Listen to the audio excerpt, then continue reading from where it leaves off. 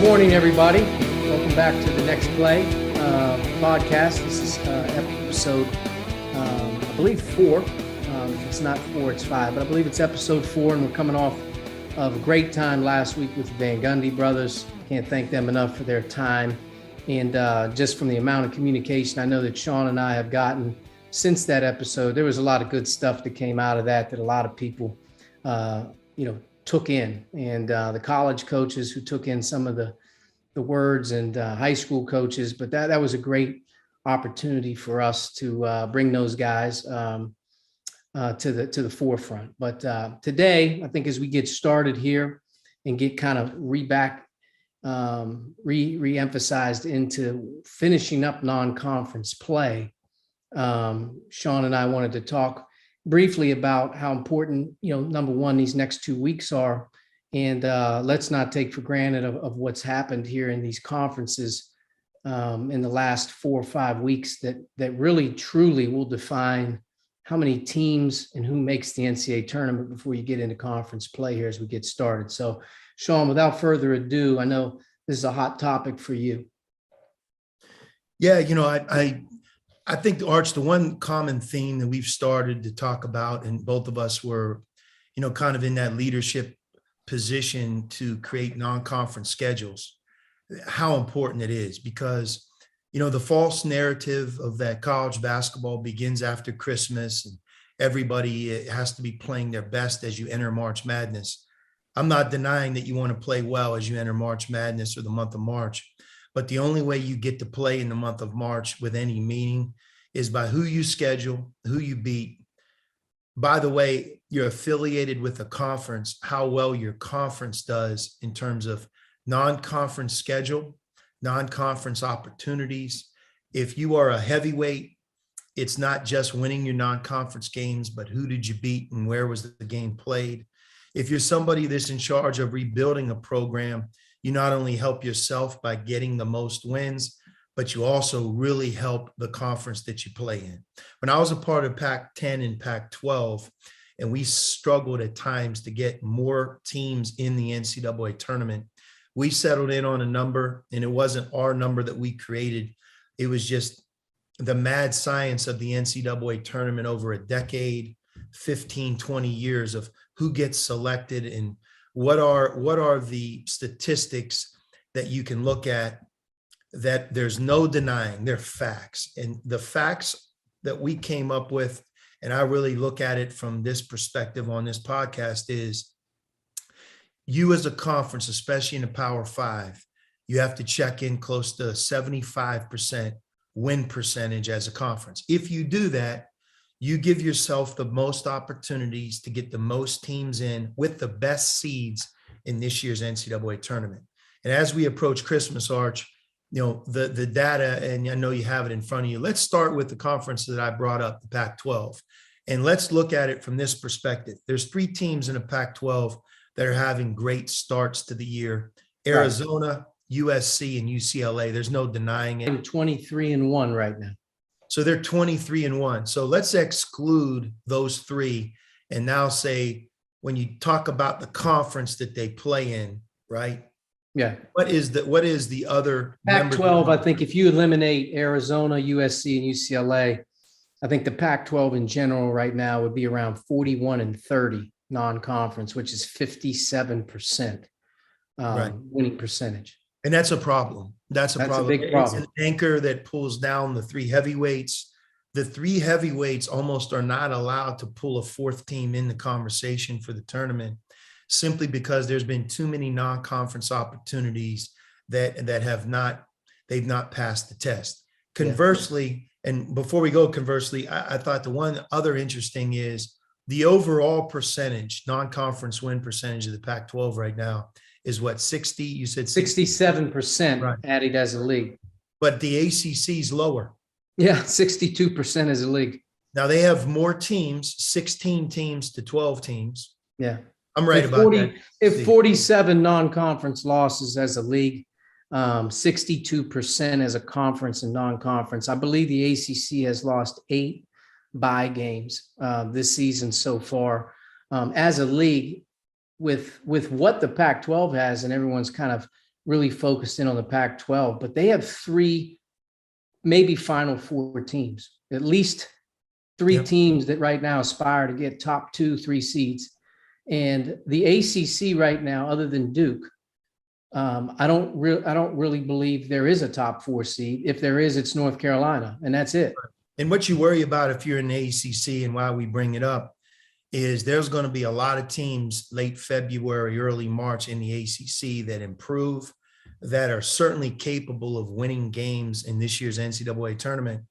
But the problem is they've hurt themselves so badly as a conference that they're not going to get that benefit of the doubt to get in, and they're not going to get as many bids. If you look at the Pac-12 and the ACC, based on where they're at right now, and not a lot's going to change. We're almost towards the end of the non-conference season right now. They're not going to be able to keep up with. Now let's flip it. And we talked about the Big 12 is by far being the best conference in college basketball, top to bottom. Their non-conference win percentage, 85%.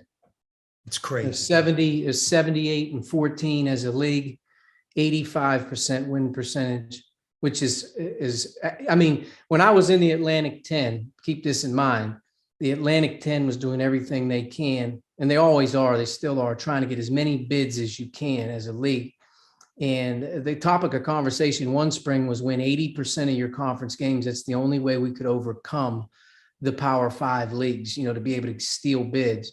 Think about the Big 12 getting 85% in their win percentage in non-conference. You can make the case the Big 12 is going to get damn near every team is going to be ready to go when they start league play. Yeah. And look, people get mad. I mean, I remember you get angry when you're the coach in the league because you're in it. You believe in your team. You believe in your conference. Hey, you're like, wait a second. We played a tough non-conference schedule, or we beat this team. But again, the math is the math. And now we're all at the mercy in college basketball of the conference we play in. You want them to do well. The Big East, by the way, to finish this, is right below the right about 79-80%. The Big East has done a great job as well. Great job. Those 2 leagues to me comprise a heavy dose of overseeding, overbidding. The Big 10 and the SEC are probably what I would consider right on cue, right where they're supposed to be. The Big 10's actually down from the last couple of years, if you can imagine that. They're at 73% as a league. And the SEC's higher than them at 74%, but you would make the case that those 2 teams are probably right in line with what you expect them to be. Right. So again, it's scary for some teams out there because, I hate to talk March Madness in December, but the whole purpose of bringing it up is how you schedule as a conference impacts everybody, not just the program that you represent. The non-conference win percentage of your conference impacts everybody. And the days of cheering against each other as a conference ended. You're so dependent on everybody doing well. I think the other part, there's 2 teams in the Pac-12 that are right now near the bottom of the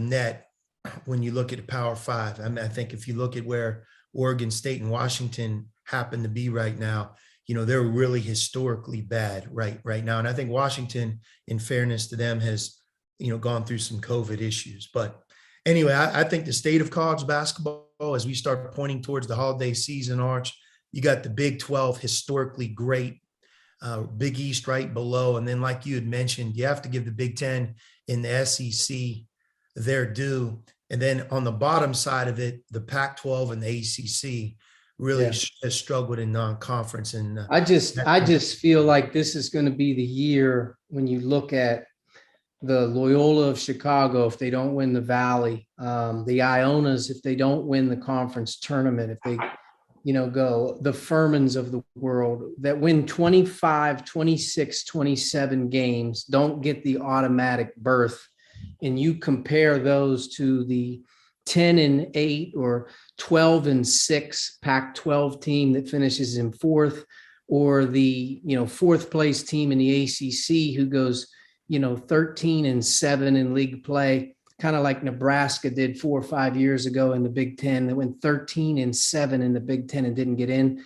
To me, this is one of those years where those 2 leagues aren't going to get that play-in game. They're going to get those late seeds, and it could be as high of a regular season finisher as maybe even third, fourth, or fifth in those two leagues that aren't going to get in with the automatic bids that don't come through. So those are the repercussions that go through. I thought a sneaky game, and I hate to use the word sneaky game because they're two heavyweights, Villanova and Baylor. But the game was played on Sunday, and, it kind of runs into the NFL. And, Saturday ended with a lot of great basketball games, non-conference. And then you had this one on Sunday that almost came and went by quickly. But I happened to watch it, follow it very closely. And I'll make this statement, Arch. It was the greatest defensive performance that I have seen playing against the quality of team that Villanova is. When you consider the great coach Jay Wright is, the team that they currently have, the experienced team that they have, how well they've played this year, playing a road game at Baylor. And I think Villanova's staff would be the first to say, I hear you, coach, is they struggled to get good shots. All right. So to back up. Put these in context. The Villanova's team, the fewest points and lowest field goal percentage under Jay Wright, held under 40 for the first time since 1979. And the 36 points tied for the fewest points by an AP top 10 team in the shot clock era. That is a historic performance. So I'm going to add to that historic performance. Baylor held Villanova from shooting 2-point shots, 40-minute game, 6 for 27 from 2. Villanova, that depends a lot on the 3-point shot, 6 for 27 from 3. But if you look at it, it was equal amount of 2s and 3s. They really did a great job defending. 12 field goals made in the game, but 6 for 27 from 2, 6 for 27 from 3. And Villanova only shot 10 free throws. And for a team that a lot of times finishes 40-minute games with single-digit turnovers, Villanova, they had, I believe, 13 turnovers in the game as well. So that's backing up what we said. All right. And we have some clips here from the game. And I'd like to kind of go over them with you and just really show you. It was Baylor's length, scheme, intensity was just, in my mind, indescribable. Again, especially against, you're looking at the number 6 team in America, Villanova.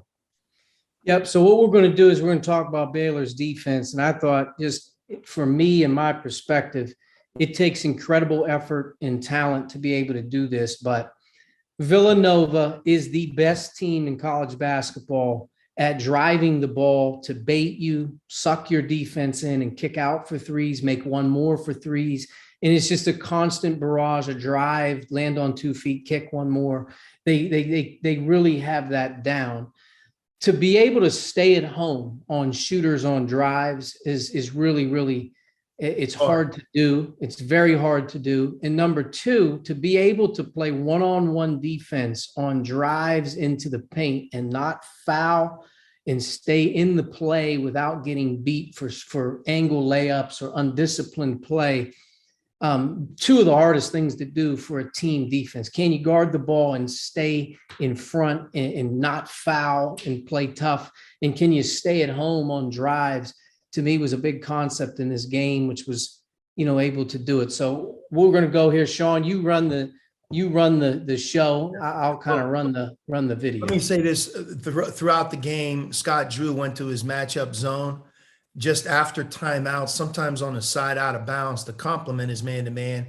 And then if you watch this closely, Arch, at some point in the possession, his matchup zone almost becomes man-to-man, but it just gave Villanova a different look. I thought it confused them to a certain degree, and it made him even harder to play against. This is their zone, right? So you start looking right now, right? Villanova is just kind of, is this man, is this zone? Is this man, is this zone? What does it look like now? Is it man, is it zone? Now all of a sudden it's like, now they're man. And you look back to your point, you see cutters off the ball. You see how they're hugging the 3-point to me, line. this is probably the best example, or one of a few, that I think you're going to be able to see, that when Samuels picks this ball up, Akinjo and Flagler ball sides they're literally choking them off. There Yeah, is no for sure. kick out. And Arch, let me Second say part, this, that looks good, but the guy who's defending the ball, he's right. one-on-one with no help if you do that a lot of times. So, And let's Baylor just doesn't watch have that that part of weak it. defender. They don't have the weak defender. Whether it's their five or whether that it's their point guard, they're all guarding the ball individually, and that results in a turnover. So now they're man-to-man. And they're icing the middle ball screen, right? That's how they do it. But just it's beyond just that. As the possession goes, again, to your point, individual defense on the ball, but watch the guys off the ball not losing sight of the guy they're guarding. So there's the jump stop that you talked about, Arch. And right now, as Villanova cuts, you see how Baylor just hugs the shooters, doesn't lose sight. And then their length around the basket is, something that's not easy to score over, and they rebound. Third clip coming right here. Again, man to man. Got great help By number 24, Mayer. Great help. It's not as if they don't help. They combine it, right? But there's that one-on-one defense. I just can't get over this point right here that when you watch a true freshman guarding arguably one of Villanova's oldest, most experienced guards in Moore, watch the on-ball defense without fouling, Yeah, and then the showing his hand. off-ball Yeah. staying at home. And obviously, when you play Villanova, and we talked about this earlier, they are so dependent on the three-point shot, right? But again, there's that second part of Baylor. Why did he pass up the layup? Because of the athleticism and length around the basket. Not only do they have great team quickness on the perimeter, but they also have guys that make hard plays on the ball, block shots, and challenge you at the rim. But you see the score. Villanova has 9 points under the 4-minute media timeout. There's this length that I'm talking about. And again, rebounding, something. So I'll make this point right here. Villanova does a lot of exchanging while things are happening. There's exchanges on the weak side. Yep. So the left side of this floor, as this ball screen's happening, you have an exchange happening, which occupies the defense. I thought Baylor consistently all game long just traded those two guys off and kept their defense completely zeroed in on the ball without any worrying about, moving while the ball's moving. But you have 3 on the ball right away because Mayer basically just traded off. He never had to leave his gap. And they completely corral it right here. It takes a lot of discipline and communication. They switch off the ball every game too, so it wasn't something that was new. But there's that one-on-one with no help. And again, go back, Arch, if you could. That's their center. That's Baylor's center. And a lot of times Villanova, they try to exploit the other team's center by driving. You can't do that to Baylor because they're solid at all 5 positions, but yet look at the length as the ball gets close to the basket. They're not small, so they can guard the ball with quickness, but their length is in place as well. Again, so this is Spain action. This is Spain action, and this is a typical ball screen that a lot of people are running. Middle ball screen high on the floor with a back screener in the middle of the floor who's a shooter. He could slip out. He could set the screen on the plug defender. It causes a lot of problems in the middle of the floor. I thought Baylor did a great job of the switch. As you can see, they got 2 on the ball, and they're holding from the lowest opposite man on the return. Yep. These guys do a great job returning. You see the help and recover right there. If you ever want to, if you go back, if you ever want to talk about what does help and recover mean? I mean, if you look right now, Baylor's defender guarding the right corner, number 23 on Villanova, just watch how he helps his teammate. So you got the 2 guys on the ball, but watch off the ball. He takes away the layup, help, recover, and now they're playing one-on-one with no help. And again, I coach James. You're not backing him down anytime soon. He may not be 6'4", but he is a bulldog. And again, it's the ending with the size and the length. Here's another zone clip for you. You'd say, why are they playing zone? Well, look at the clock. It's the first media timeout of the second half. Scott Drew kind of changing the look. And it's not easy to tell, is he man or is he zone? So they're in a matchup zone. It's a different look. Villanova, in some ways, to me, almost is confused. They're not comfortable, certainly, and they take that 15-foot 2-point shot because of it. So here's another, point, the awareness that they made. I want you to watch Flagler. I believe this is Flagler number 4 here. When the ball hits the logo area, watch his awareness. I mean, they are so locked in when that ball hits that paint on staying at home. Tough to rebound, but here's another great example here in this next clip of movement off the ball in Baylor, exchanging with Flagler and Mayer over here so they stay in their gaps. Yeah. So you got the switch, you got the different look once in a while off a timeout. You got the ice coverage on the ball with great help. And then you have individual defense and all 4 others staying at home. And then you have the great size and length at the end. This kind of compares. And again, they gave him a different look. That time they trapped the pick and roll. Nothing easy, one pass away. Here's the middle ball. You got Jermaine Samuels, who's an absolute nightmare matchup. They're playing him at the center position right now. Think about what Villanova is doing in this game. They've moved their center to Jermaine Samuels, who may start at the 3, and Thamba is guarding him. So watch the one-on-one ability of Baylor's individual defenders. This is Jermaine Samuels on a center. I mean, do you know how hard it is for a center to guard Jermaine Samuels like this? And again, remember, they're not compromising the no 3 and stay at home on your man, which we've already. I give Akinjo a lot of the credit on this clip right here. His awareness. I mean, he's outside the charge circle. He's ready to draw a charge if need be. Kendall Brown on the weak side is getting ready to drop and recover. Again, help and recover, Archie. Help and recover. So you got him playing at home. Yeah. Flagler again, who to me did an unbelievable job. Watch him ball side corner. Don't run in. Don't turn your back to the ball. No 3 ball side. Yeah, and that's one of the things that hurt Gillespie. He wasn't able to get clean looks off the ball. So this is my favorite. This is my favorite clip. So it's 47-29. We've all been there. Sometimes this dominant performance, you get towards the end of the game and it gets sloppy. So Baylor turns it over. Watch their awareness and transition defense, and watch they fix basically in essence a 2-on-1 and they make it a 5-on-5. So watch, here it is. Numbers. They're scrambling. They're working to fix it, help and recover. They're giving great effort. They're giving great effort, help and recover again. There's the stay at home Arch on the jump stop. If you go back, as he jump stops to kick for a 3 or kick for a backdoor cut, Baylor stays at home again. Remember, this possession started with a turnover. Look how it ends. Help and recover again. It's a great possession. I mean, look at this. And then they finish with the rebound, and at length at the rim is the difference so many times, But that's it. I mean, let me say this. I'll end with this. I don't believe Scott Drew gets nearly enough credit for the great coach that he is and has become.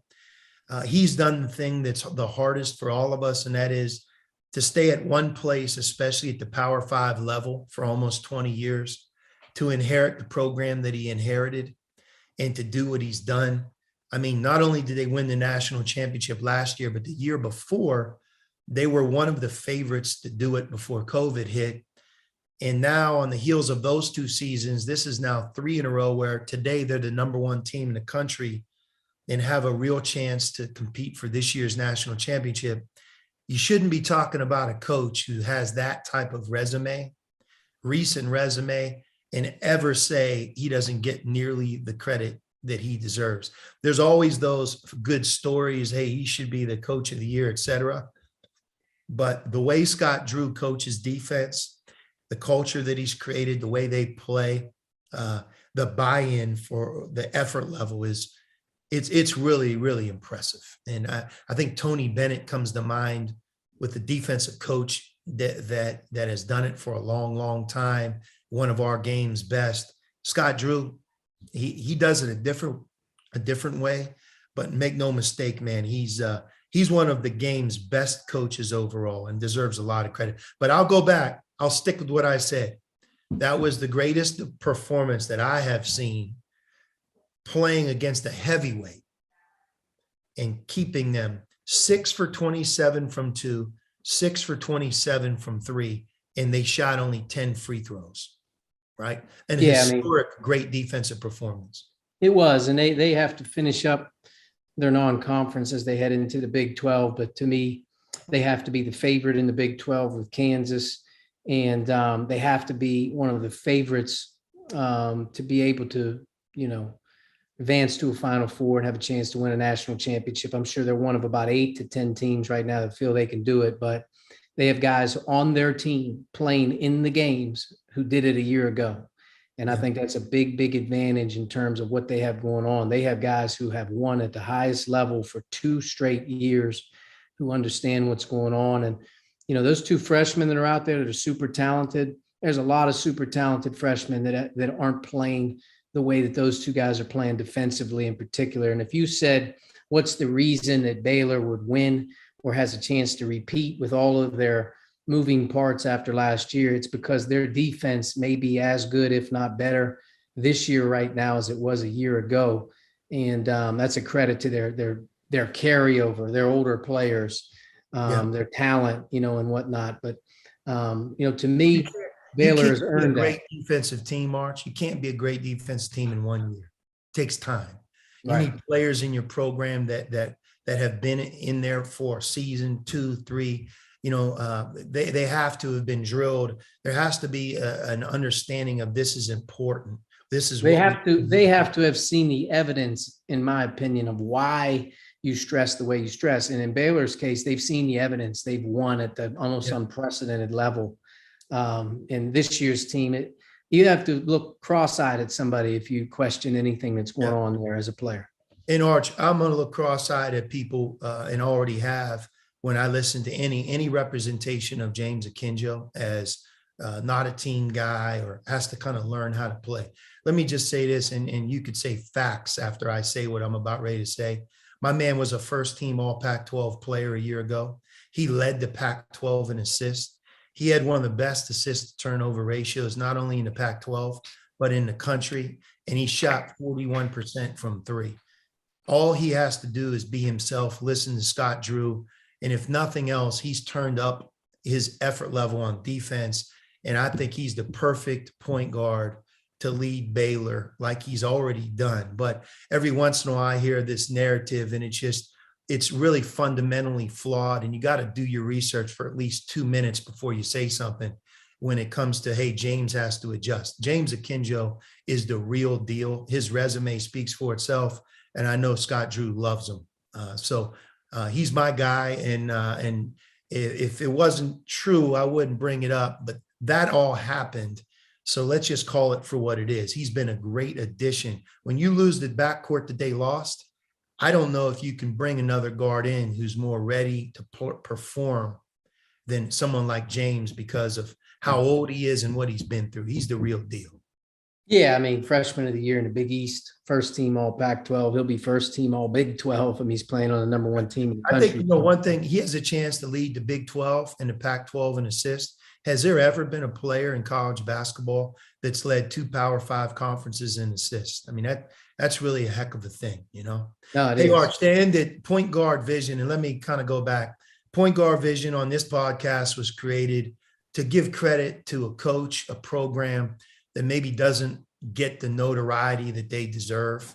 Not really in Baylor's case or Scott Drew's case, but maybe coming from a non-Power 5 conference or a younger coach or a player that's somewhat understated. And, the 2 that we chose from day one here on this podcast were St. Bonaventure. I think you can give us an A for picking that one right. No question. And then we came back. Our second one was Randy Bennett and St. Mary's. That's right. And, that was an easy call. And I think if you look at them, they're going to be this year's, multiple bid league from a non-Power 5, St. Mary's, Gonzaga, BYU. But St. Mary's is excellent, one of America's best defensive teams. And I'll give you credit because you went to watch these guys practice in October. We almost picked them a couple podcasts earlier as the point guard vision team. I then went and watched Colorado State and St. Mary's play. So I saw them in person. You watch Colorado State in person, but today we select Colorado State and Nico as that team. No question about it. I mean, first and foremost, they're 10-0. They have a terrific team. I believe that they're a team that is a second weekend team because they have all the elements that go into play. But first, let's just talk about where Nico Medved stacks up. And the year prior to him becoming the head coach at Furman, Furman was 7-24. And they were 3-15 in the SoCon. It was deemed as probably one of the lower level jobs in that league. A hard job, a great school, great academics. Nico became the head coach, and in year one went 9-21. In his second year, he went 11-22. And then by year three, usually as a head coach, as you start to bring in a couple classes and you're doing your deal. He went 19-16. And he made postseason for the first time, and they went 11-7 in the SoCon. He followed that up with a 23-12 year at Furman and went 14-4 in the conference. And again, missed out on the NCAA tournament that year. And if you look at where Furman's at, they played North Carolina tonight. Rob and his assistant took over, who's done a phenomenal job. Furman is one of the premier Southern Conference teams. They're a team that North Carolina's of the world won on their schedule because of how much weight, and they've had chances in recent years to be an at-large team. Nico leaves and goes to Drake. Drake is one of the harder jobs in the Valley, always has been. And the year prior to Nico arriving at Drake, they were 7-24 and 5-13. He was there for 1 year. They went 17 games, went 10-8 in the Valley, and played in postseason. And after that first year, he went back to Colorado State, where he was an assistant coach for not only Tim Miles, but Larry Eustace at one time. In Colorado State, was 11-21 and 4-14 in the Mountain West prior to him arriving. Nico in year one went 12-20. He won 7 games in the Mountain West. And then in his second year went 20-12, 11-7. And then last year, in our COVID year, he was 20-8, 14-4 in the Mountain West, and should have been an NCAA tournament at large berth. Didn't get it, went to the NIT semifinals. And now with that returning chip on your shoulder, they entered his 4th season now at Colorado State, and they are 10-0. They're in the top 25 in the AP. They have 2 remaining games in the non-conference, 1 neutral against Tulsa, and they have to go to Birmingham to play Alabama. But as they approach the Mountain West this year, to me, they're not only a conference champion contender, they are a team you do not want to see in the NCAA tournament, even if you're a big dog in the field, because number one, they have a great offensive system and style of skill. They have front court players who can shoot threes, and they have the most underrated point guard in America, in Isaiah Stevens, who prior to going to Mississippi State, and I think he had 10 assists against Mississippi State, he had a 48 assists to 7 turnovers on the season as a point guard. And to me, Colorado State is an incredible team, but Nico's one of the best coaches in college basketball, and he's done it at some places that have been very difficult in terms of reviving all 3 places that he's been at. Damn, you need to send this to Colorado State. You're either going to get on his staff or you just got him the next job. So I am unemployed. Thoroughly well done, Arch, as any media. I owed him one because not only did he allow me to come and watch them practice for 2 days, but he gave me the grand tour of Fort Collins, which is a great place. And we had dinner, but more importantly, he's a great guy. He is. But to your point, his style, man, he has a great style up and down. And you know what? It's not just offense, it's defense and offense. And this year he's going to be right there to compete to win the Mountain West Conference. And, obviously you have San Diego State is really, really good as well, Utah State. But Colorado State, point guard vision, there you go. As thoroughly done as anyone has ever supported a coach right there. Well done, Arch. That's it. Before we wrap up, a couple team, player, or coach of the week, and from your standpoint on the recent week to 10 days, what's your team of the last week and a half? I'm gonna go with Arizona, Arch, and let me just hit on it quick. I know I'm not there anymore, but I love how their offense complements their defense. I love how the defense complements their offense. They're playing fast together. They got a very explosive, talented group, and I think Tommy Lloyd and his staff are doing a great, great job. It's not always easy when a transition occurs, but those guys have really hit the ground running. I mean, you look at it right now, who's playing better than them? And here in the West, when you combine UCLA and USC, maybe Gonzaga, those are head and shoulders the top four teams in the West. And I give those guys a lot of credit. Sometimes I feel like just because the Pac-12 is in the West, and I've been in both places, that you don't really understand, what UCLA, how good they are, USC, how good they are. I don't think the East knows that. But from Arizona's standpoint, a year ago, all of these guys were young freshmen in college during the COVID year. And you would know better than me, but a lot of them are overseas coming over. That had to be a difficult transition on those guys. So as they've made their sophomore jump, a lot of those kids, Tubelis, Matherin, Krisa, you start to look at some of their improvement from year 1 to 2. These guys were good players a year ago for you. I just think they were a little underrated being in the Pac-12 the whole COVID year. Same with USC and UCLA. I think all three teams are very undervalued being on the West. Arch, we also self-impose. So, I mean, right. When these young guys are getting up at 7 a.m. for 5 months to practice and play and get COVID tested, there's no people, you're walking around in our world with a mask. Most of them arrived in late August, had no summer, in a different country. That in and of itself takes a while to adjust. And by the way, Ben and Azuolas had some amazing moments last year. I mean, right. 30 as freshmen, both of those guys.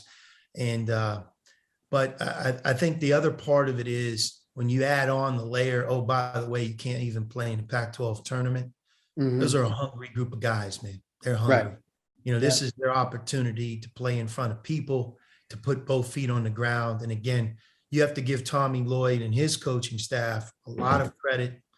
And but you also got to give those players a lot of credit. They've all made jumps from their first to second year, and they're playing great basketball. The player that I want to bring up, and I think sometimes, like we saw him in Champions Classic, and he's kind of been, quietly going about his business, is Abaji from Kansas. I was looking at his stats, Arch. Right now, he's 27 for 55, shooting 49% from three. 27 for 55, 49% from his three. Offensive rating is incredible. Ready for this?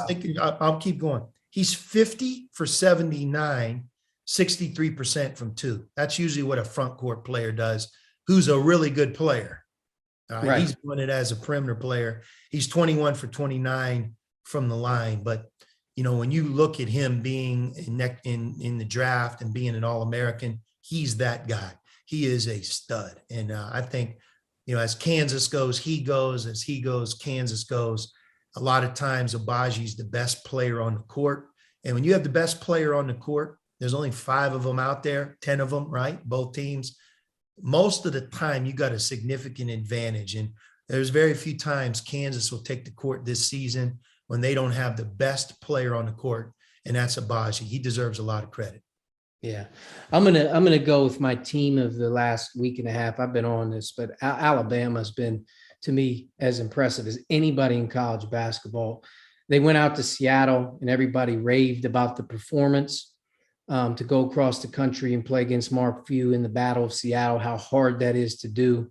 To me, from start to finish, they dominated that game. Great job. Come on home, buddy. Fellas, we got to get ready to play Houston at home. And to me, they are fearless in their approach to everything they've done, from scheduling to how they play, to how they compete, to what the games look like when they play. But that Houston Alabama game, that was a for real game with great competitors and talent, and both teams deserve a lot of credit. But for Alabama's team to lose to Iona, which I'm here to say, you lose to a team coached by Rick Pitino, early in the season. That's not a surprise. But I remember being in Asheville, North Carolina last year in the fake Maui. It wasn't the real Maui. It was the fake Maui when it was snowing outside and all 8 teams were in the same hotel. We had our own floor. We weren't allowed to talk to anybody. But it wasn't Maui. It was snowing outside. And Nate Oates had a very tough first game against Stanford. Lost big. Saw him in the hotel, and towards the end of the tournament, I said we had lost to Texas in the second game and came back and beat Stanford, and kind of congratulated each other because they finished on a high note. They beat Providence. We finished on a high note. We beat Stanford. And he kind of looked at me and he says, these tournaments are for, aren't they? You kind of figure some things out, but you got to get better. And they went and took off last year, after that tournament and non-conference. Did the same thing in Orlando. Lost to Iona, boom, exploded after Orlando into Seattle and now beating Houston. And to me, they're the team to beat in the SEC. And I would just say that Alabama has been, just really, really impressive. Yeah, Arch, I love their talent level. I mean, when you talk about you need horses to win, Alabama's got some troops, man. They got young talent, old talent, experienced talent. They got McDonald's All-Americans that are in their third and fourth year, and they got a guy who's a freshman who can do it. Their perimeter depth is as good as any team in the country. I mean, they can beat you. They have 2, 3, 4 perimeter players that can have a big night, and I love their team and love the way they play. My player of the week, I'm gonna state this as singular, is the number one rated player in Ken Palm. I've been watching him all year. I watched him last year. I think that's why Ohio State has a chance to win the Big Ten, is E.J. Liddell. He's shooting 35% from 3. He's over 64% from 2. He's averaging 20 a game for Ohio State. They've played an incredible non-conference schedule when you think about what they've done to be able to go to Xavier, beat Seton Hall. They lose on a buzzer shot to Florida. They come back and beat Duke at home. They go 2-0 in the Big Ten in their first week with a road win against Penn State, and then they whack Wisconsin really good at home this past week. They have a week in between, a big one with Kentucky now in Vegas, but Ohio State has really tested themselves. And to me, the player of the year in the Big Ten so far, most impressive guy, is E.J. Liddell. Yeah, Ohio State, again, to your point, they don't duck anybody in non-conference. They play the heavyweights. Their team gets better. I remember watching them against Akron, first game. They should have lost, but they didn't. They found a way to win on the last play of the game. And they've done nothing but get better and better and improve as the weeks. And they're still really, to be honest, they're still not healthy, but I think that Chris has done a great job. And as well as I do, when you have a guy on your team that's going to get you 21 points a night, chalk it up, you got a chance in every game that you play. And he's a nightmare matchup. He really is. And to me, he's one of the most unguardable guys in the country from a front court perspective. And I think that he has really carried some weight here early in the year for the Buckeyes. They're 2-0 in the Big Ten. They were my pick to win the league, and I'm sticking with it because of him. Yep. And I have nothing to add to that. I don't know the Big Ten other than Jim Harbaugh, man. What a job he's done. Let's go to the Marines. I want him to win the national championship. You said Jim Harbaugh? Yeah. When I think of the Big Ten, I usually think football, but I'll leave it at that. All right. Thanks, everybody. This is Next Play podcast here. Hopefully you guys get some good stuff. We'll be coming back here the week prior to Christmas, hopefully with another guest or two, and enjoy. And again, continue to keep the questions and requests coming our way. We'll be able to provide you with as much information as we can. And happy holidays out there for this week. And Nico, send Archie a Christmas present, man. You owe him one.